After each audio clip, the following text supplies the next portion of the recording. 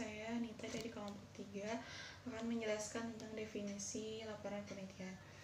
Laporan penelitian adalah kerja akhir suatu proses penelitian yang disusun secara sistematis, objektif, ilmiah, dan dilaksanakan tepat pada waktunya. Laporan penelitian menjadi serangkaian riset yang paling penting lantaran dijadikan sebagai bukti tertulis dari suatu penelitian yang akan dilaksanakan.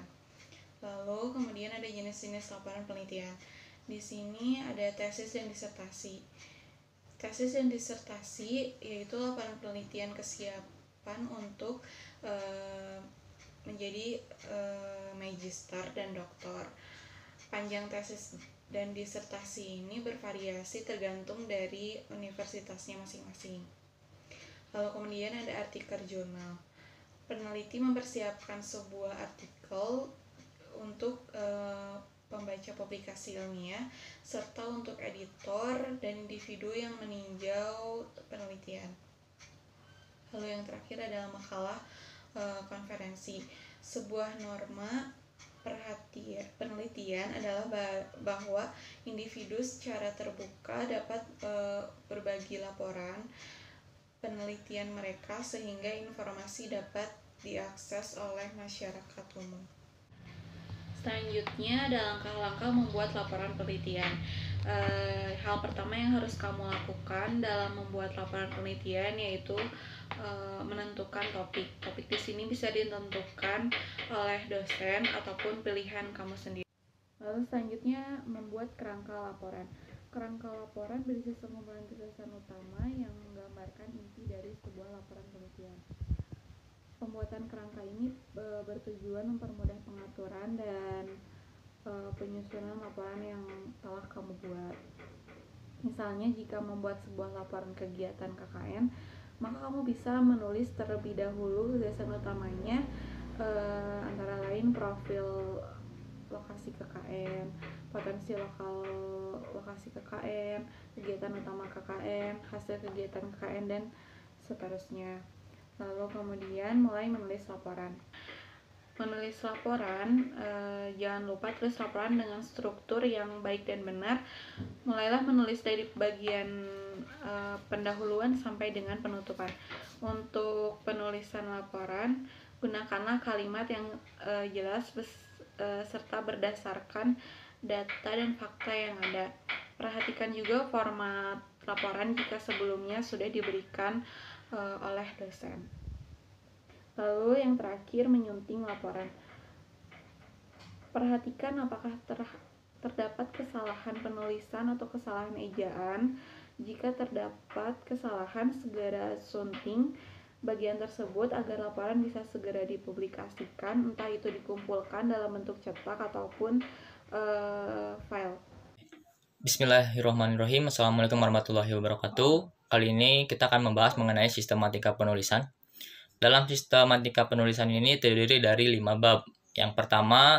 Bab pertama yaitu mengenai pendahuluan, bab kedua mengenai tinjauan pustaka, bab ketiga mengenai tentang metode penelitian, bab keempat mengenai tentang pembahasan, dan bab kelima mengenai tentang penutup.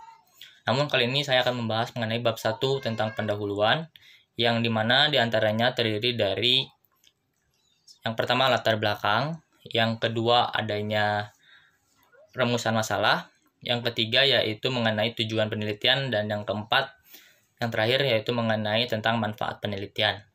Untuk latar belakang masalah ini dalam definisi atau tujuannya tersendiri, yaitu uraian dari suatu paragraf yang menjelaskan tentang alasan mengapa suatu karya tulis dibuat. Dan untuk tujuannya, tak lain untuk memberitahukan kepada para pembaca mengenai apa yang akan dibahas dalam hasil karya tulis tersebut. Adapun cara untuk menulis atau membuat latar belakang, yaitu saat membuat latar belakang harus dimulai dengan mendefinisikan topik.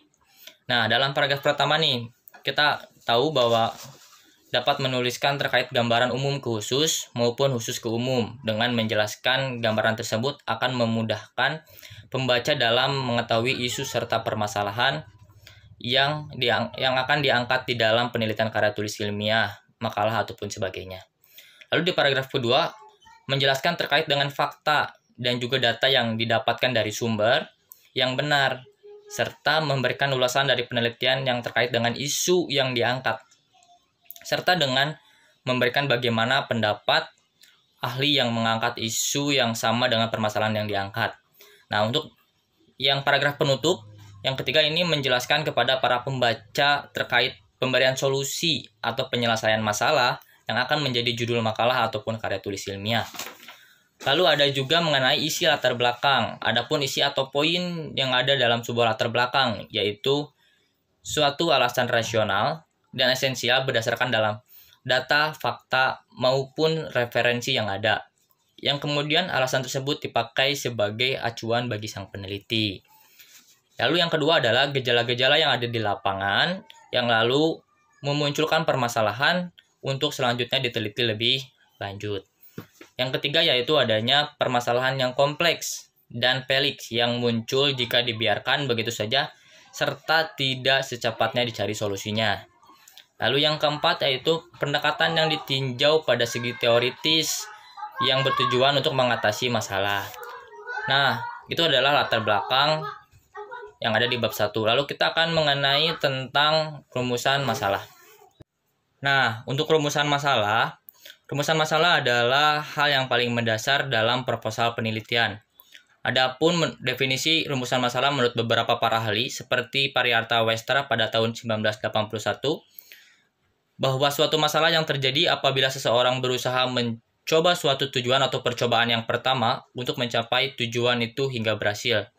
Adapun menurut Sutrisno Hadi pada tahun 1973, beliau mengatakan bahwa masalah adalah kejadian yang menimbulkan pertanyaan kenapa dan kenapa. Rumusan masalah itu merupakan suatu pertanyaan yang akan dicarikan jawabannya melalui pengumpulan data. Bentuk-bentuk rumusan masalah penelitian ini berdasarkan penelitian menurut tingkat ekspansi, itu menurut Sugiono. Seperti tadi dikemukakan bahwa rumusan masalah ini merupakan suatu pertanyaan yang akan dicarikan jawabannya melalui pengumpulan data. Bentuk-bentuk rumusan masalah penelitian ini dikembangkan berdasarkan penelitian menurut tingkat ekspansi. Bentuk masalah dapat dikelompokkan menjadi 3 bagian, yaitu deskriptif, komparatif, dan asosiatif. Rumusan masalah menurut deskriptif. Rumusan masalah deskriptif adalah suatu rumusan masalah yang berkenaan dengan pertanyaan terhadap keberadaan variabel atau lebih, atau juga variabel yang berdiri sendiri. Jadi dalam penelitian ini, penelitian tidak membuat perbandingan variabel itu pada sampel yang lain dan mencari hubungan variabel itu dengan variabel yang lain. Penelitian semacam ini untuk selanjutnya dinamakan penelitian deskriptif. Nah, lalu yang kedua adalah rumusan masalah komparatif. Rumusan masalah komparatif adalah rumusan masalah penelitian yang membandingkan keberadaan suatu variabel atau lebih pada 2 atau lebih sampel yang berbeda atau pada waktu yang berbeda. Lalu yang ketiga adalah rumusan masalah asosiatif. Rumusan masalah asosiatif adalah rumusan masalah penelitian yang bersifat menanyakan hubungan antara 2 variabel atau lebih. Nah, rumusan masalah dapat berupa pertanyaan ataupun pertanyaan. Merumuskan masalah penelitian ini dapat dilakukan dalam bentuk pertanyaan atau problem statement dan juga dalam bentuk pertanyaan atau research question. Beberapa hal yang harus diperhatikan dalam perumusan masalah yaitu yang pertama, dirumuskan secara jelas. Yang kedua, menggunakan kalimat tanya dengan mengajukan alternatif tindakan yang akan dilakukan. Nah, yang ketiga adalah dapat diuji secara empiris. Lalu yang keempat yaitu mengandung deskriptif tentang kenyataan yang ada dan keadaan yang diinginkan. Nah, yang kelima adalah disusun dalam bahasa yang jelas dan singkat. Yang keenam yaitu jelas cangkupannya. Dan yang terakhir yaitu memungkinkan untuk dijawab dengan mempergunakan metode atau teknik tertentu. Lalu ada juga menurut Rakim pada tahun 2008, beliau memberikan tambahan tentang batasan dan dahan permasalahan. Yang pertama, pada batasan dan dahan permasalahan yaitu spesifik hanya pada variabel yang diselidiki dalam bentuk deskriptif operasional. Lalu yang kedua adalah argumen yang logika mengapa pembatasan harus rasional. Nah, yang ketiga yaitu adalah rumusan alasan yang ditempatkan pada variabel yang tepat dan sesuai dengan sejarah permasalahan. Lalu menurut Rakin pun beliau menambahkan tentang bentuk pertanyaan penelitian yang baik atau good research question. Nah, yang pertama adalah visible. Visible ini adalah jawaban pertanyaan harus merujuk pada sumber yang pasti atau nyata, jelas dan efisien. Lalu yaitu clarity, yaitu mengembangkan persepsi dan konsepsi yang sama untuk semua pembaca. Lalu yaitu ada signifikan. Signifikan ini adalah kontribusi pengembangan ilmu, pengetahuan dan pemecahan masalah. Dan yang terakhir adalah etnik. Etik ini tidak berhubungan dengan suku, moral, kepercayaan, nilai-nilai, dan agama. Itu mengenai tentang rumusan masalah. Lalu nanti yang ketiga adalah mengenai tentang tujuan penelitian. Oke, untuk bagian selanjutnya mengenai tujuan penelitian. Dalam pengertiannya bahwa tujuan penelitian adalah rumusan kalimat yang menunjukkan adanya hasil sesuatu yang didapatkan setelah penelitian selesai. Sesuatu yang akan dicapai atau dituju dalam sebuah penelitian. Adapun menurut beberapa para ahli bahwa pengertian tujuan penelitian yang dikemukakan oleh Buckingham pada tahun 1974 bahwa tujuan penelitian adalah pertanyaan mengapa penelitian dilakukan. Tujuan dari suatu penelitian mungkin untuk mengidentifikasi atau menggambarkan suatu konsep atau untuk menjelaskan atau memproduksi situasi atau solusi untuk situasi yang menunjukkan jenis studi yang akan dilakukan. Adapun beberapa jenis tujuan penelitian berdasarkan metode yang akan digunakan. Antara lain adalah tujuan penelitian kualitatif. Yang mana tujuan penelitian kualitatif atau qualitative purpose statement pada umumnya mencakup informasi tentang fenomena utama yang dieksplorasi dalam penelitian, partisipasi penelitian, dan lokasi penelitian. Tujuan penelitian kualitatif juga dapat menyatakan desain atau rancangan penelitian yang dipilih. Tujuan tersebut harus ditulis dalam istilah-istilah teknis penelitian yang bersumber dari bahasa penelitian kualitatif yang dikemukakan oleh Sedgwick pada tahun 2027. Lalu yang kedua adalah tujuan penelitian kuantitatif. Tujuan penelitian kuantitatif atau quantitative purpose statement sangat berbeda dengan model kualitatif, baik dalam hal bahasa maupun fokusnya dalam menghubungkan atau membandingkan variabel-variabel. Tujuan penelitian kualitatif mencakup variabel-variabel yang digunakan dalam penelitian dan hubungan antar variabel tersebut, para partisipan, dan lokasi penelitian. Tujuan ini ditulis dengan bahasa yang berhubungan dengan penelitian kuantitatif dan juga mencakup dengan pengujian dedukatif atas hubungan dan teori tertentu. Tujuan penelitian kuantitatif biasanya dimulai dengan mengidentifikasi variabel-variabel utama dalam penelitian bebas, interference, atau terikat. Nah, beserta model visualnya. Lalu mencari dan menentukan bagaimana variabel-variabel itu akan diukur dan diamati. Lalu yang ketiga adalah tujuan penelitian metode campuran. Tujuan penelitian metode campuran ini yaitu tujuan penelitian quantitative mixed method purpose statement, berisi tentang tujuan penelitian secara keseluruhan, informasi yang berkaitan dengan unsur-unsur penelitian kualitatif dan kuantitatif, dan alasan atau rasionalisasi dilakukannya pencampuran kedua unsur tersebut untuk mengkaji masalah penelitian. Tujuan penelitian metode campuran ini biasanya ditunjukkan dahulu dalam pendahuluan untuk memberikan panduan awal bagi pembaca dan memahami bagian-bagian penelitian kuantitatif dan kualitatif di dalamnya. Itu tentang tujuan penelitian, dan terakhir kita akan memasuki tentang manfaat penelitian. Oke, untuk bagian terakhir ini mengenai manfaat penelitian, bahwa manfaat penelitian adalah hasil penelitian nanti baik bagi kepentingan pengembangan program maupun kepentingan ilmu pengetahuan. Secara spesifik bahwa manfaat penelitian di bidang apapun studinya mencakup dua aspek, yaitu yang pertama adalah manfaat praktis atau aplikatif, yang kedua yaitu manfaat teoritis atau akademis. Untuk manfaat praktis atau aplikatif adalah manfaat penelitian dari aspek praktis atau aplikatif, yang ini manfaat penelitian bagi program. Dan untuk manfaat teoritis atau akademis adalah manfaat penelitian dari aspek teoritis, yang ini manfaat penelitian bagi pengembangan ilmu. Adapun menurut Sukijo pada tahun 2010 bahwa bagi beberapa peneliti akademis atau mahasiswa, kadang-kadang manfaat penelitian ini juga dilihat dari kepentingan pribadi peneliti, yang ini sebagai pengalaman proses belajar mengajar khususnya dalam bidang metodologi penelitian.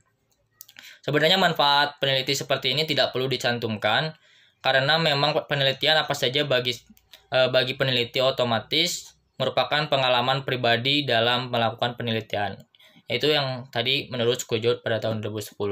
Mungkin jika teman-teman ada yang ingin menanyakan atau nanti hal-hal yang tidak dimengerti tentang bab 1 atau pendahuluan ini, boleh nanti di sesi pertanyaan terakhir kita akan berikan contoh-contoh mengenai cara penulisannya. Itu saja dari saya mengenai tentang bab 1 pendahuluan. Wassalamualaikum warahmatullahi wabarakatuh. Assalamualaikum warahmatullahi wabarakatuh. Saya Samir Rizal Pisar. Saya di sini akan menjelaskan bab 2 yang bersih tentang yang pertama tinjauan teoritis, yang kedua asumsi, yang ketiga hipotesis, yang keempat definisi operasional. Yang pertama, tinjauan teoritis. Tinjauan teoritis merupakan landasan yang dipegang oleh peneliti untuk meneliti penelitiannya. Teori ini didasarkan pada rujukan dan disusun sebagai tahapan-tahapan untuk menganalisis permasalahan. Dalam hal ini, menurut Profesor Dr. Trisna Hadi MA, mengklarifikasikan bahan pustaka yang disebut sebagai acuan itu menjadi 2 kelompok. Yang pertama, kelompok umum, misalnya buku, teks, ensiklopedia, dan sebagainya. Yang kedua, sumber acuan khusus, seperti contohnya buletin, jurnal, disertasi, skripsi, dan sebagainya. Dari sumber acuan umum, kita dapat peroleh konsep-konsep dan teori-teori dasar. Sedangkan dari sumber acuan khusus, kita dapat peroleh penemuan-penemuan atau hasil penelitian yang sedang dilaksanakan atau yang sudah mereka laksanakan. Oke, next, yang selanjutnya asumsi. Asumsi adalah suatu hal yang diyakini oleh peneliti, yang diyakinin kebenarannya oleh peneliti yang harus dirumuskan secara jelas. Untuk menentukan asumsi harus didasarkan atas kebenaran yang telah diyakini oleh peneliti. Sebelum menentukan asumsi, peneliti harus lebih dulu mengetahui terhadap sesuatu dengan cara berupa yang pertama itu membaca buku. Sudah jelaskan kalau membaca buku itu apa yang kita mau teliti itu semuanya ada di buku dan kita akan mengetahui apa yang mau kita teliti. Yang kedua, banyak mendengarkan berita dari TV, YouTube, apalagi sekarang milenial kan bisa dari YouTube, mungkin dari Instagram, dari apa-apa segala macam. Yang ketiga itu melakukan riset mengunjungi tempat yang akan kita untuk meneliti tersebut. Fungsi asumsi sebagai berikut. Yang pertama itu untuk memperkuat permasalahan. Yang kedua, membantu peneliti dalam memperjelas penelitian. Yang ketiga, menetapkan objek penelitian. Yang keempat, wilayah pengambilan data. Dan yang terakhir, instrumen pengumpulan data. Yang selanjutnya adalah hipotesis.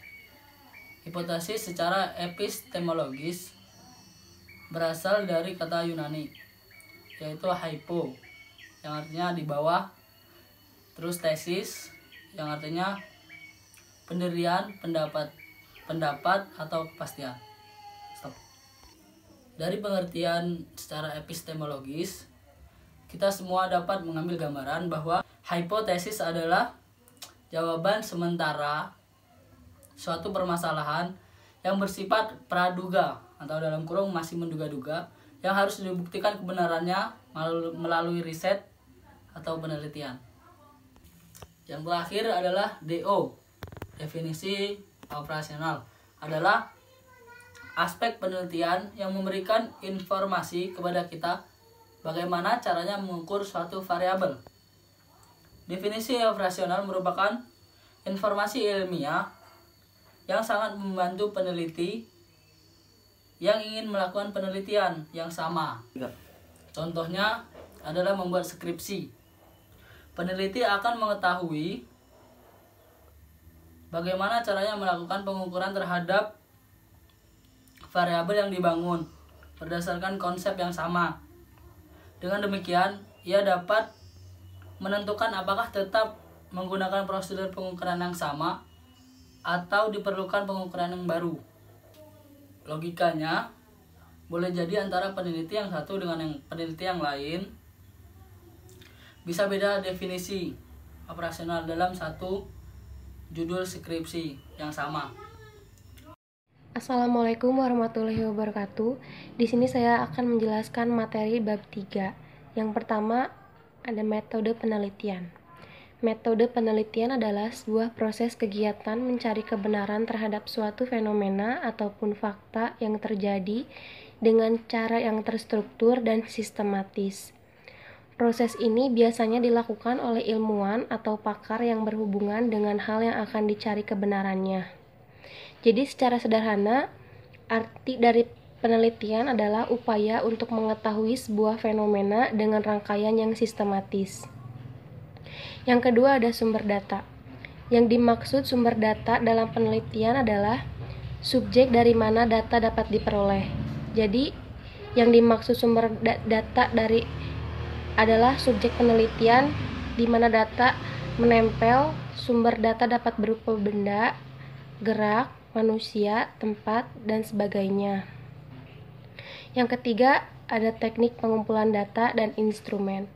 Pengumpulan data dilakukan untuk memperoleh informasi yang dibutuhkan dalam rangka mencapai tujuan penelitian. Secara sederhana, pengumpulan data diartikan sebagai proses atau kegiatan yang dilakukan peneliti untuk mengungkap atau menjaring berbagai fenomena, informasi atau kondisi lokasi penelitian sesuai lingkup penelitian. Terus ada instrumen.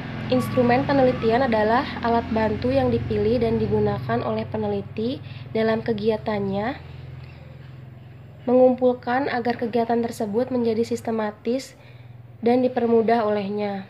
Instrumen pengumpulan data adalah cara-cara yang dapat digunakan oleh peneliti untuk mengumpulkan data. Yang keempat, ada teknik analisis data adalah suatu metode atau cara untuk mengolah sebuah data menjadi informasi sehingga karakteristik data tersebut menjadi mudah dan untuk dipahami dan juga bermanfaat untuk menemukan solusi permasalahan. Yang terutama adalah masalah yang tentang sebuah penelitian. Analisis data juga bisa diartikan sebagai kegiatan yang dilakukan untuk merubah data hasil dari sebuah penelitian menjadi informasi yang nantinya dipergunakan untuk mengambil sebuah kesimpulan. Mungkin segitu dari saya. Assalamualaikum warahmatullahi wabarakatuh. Lalu di sini ada bab 4 dan bab 5 yaitu pembahasan dan penutupan. Bab 4 pembahasan yang berisi tentang deskripsi hasil penelitian, yaitu pembahasan tentang temuan lapangan secara deskriptif, dan peneliti pun menerjemahkan data ke dalam narasi.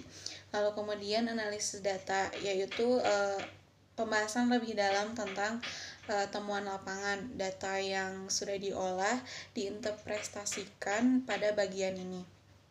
Lalu kemudian yang terakhir diskusi. Pembahasan ini merupakan pertemuan antara hasil analisis dengan teori dan hasil riset yang ditunjukkan oleh penelitian. Peneliti bisa merujuk pada bagian review literatur untuk didiskusikan dengan hasil temuannya. Bab 5 yaitu penutup yang berisi tentang kesimpulan. Kesimpulan berisi tentang ringkasan dari hasil diskusi atau pembahasan, lalu ada saran berisi tentang usulan peneliti terkait topik yang dibahas, lalu ada rekomendasi. Kemudian rekomendasi. Tidak semua laporan ada rekomendasi, namun jika ada, seperti laporan program atau riset kebijakan, maka peneliti harus meringkas apa saja yang menjadi usulannya untuk disampaikan kepada pihak atau instansi yang dituju. Lalu kemudian ada referensi, yaitu daftar pustaka. Referensi meliputi seluruh dokumen yang relevan. Penulisan referensi berkaitan dengan transparansi riset.